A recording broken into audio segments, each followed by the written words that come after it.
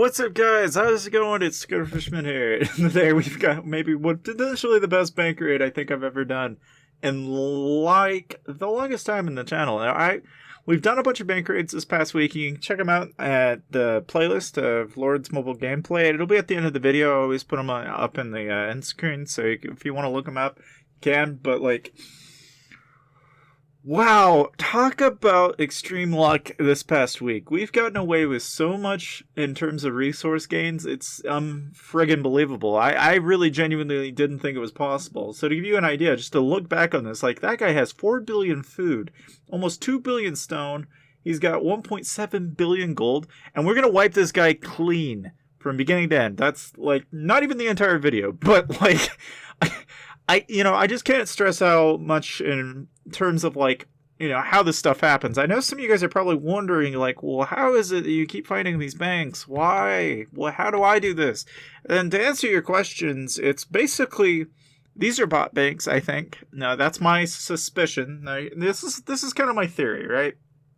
So, M7Y is like a Chinese guild, and they rule the kingdom, and then they have what I call sub-guilds, which are just nothing more than little, extra guilds where they put alternate accounts in. And all these alternate accounts do is they hyper resources. Now, genuinely, anybody could do hyper resource accounts and funnel the resources over to their accounts on a regular basis. This is normal. It's fair. It works.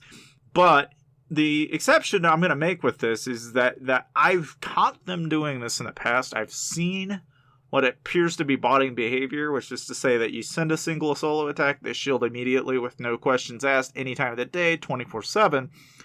And then there's that coupled with people in the Coliseum that are doing something awfully fishy where you send one attack and then they are immediately encountered to whatever team you use. Like, it's stuff like that like, for me, I personally just find it awfully suspicious. And so what I think is going on here is that I've essentially stumbled upon bot banks that are supposed to be shielded and aren't. Now, a lot of the time, if you're going to stumble upon this kind of thing and you're going to do it, why not, right? And so in my case, I just happen to run into these occasionally. Now, my go-to on like how do I find these accounts is I don't have a might restriction. A lot of people, I think, are so scared of people at 300 million might, they just immediately assume, oh, he's got to have troops. But the truth is that I found people as high as like 500 core might that have 0 troops. Like in the particular case of Kyrian, this account was like, there's obviously like people that are like 10 million might and have a few billion, and then there's like people that are like a few 100 million that have a ton of resources but no troops. Like it is kind of a bouncing figure to know which ones are which. And really, I would say, I used to do this back in the day, and I'm going to go ahead and teach it to you. But basically, what I would do, right, is I would go into the kingdom. The very first thing I would do is figure out who is in charge of the kingdom. And chances are, 90% of the time, the people that are in charge, their guild members either think one of two ways. They either think that they can fight, but somebody's got to be funneling them, right? And if you figure out who's funneling them, the resources on a regular basis to keep them healing, then what you got to do is pinpoint exactly when do they shield? When are they not shielded? Where are their locations? If you pinpoint these kind of things out, you can very easily start to figure out a pattern.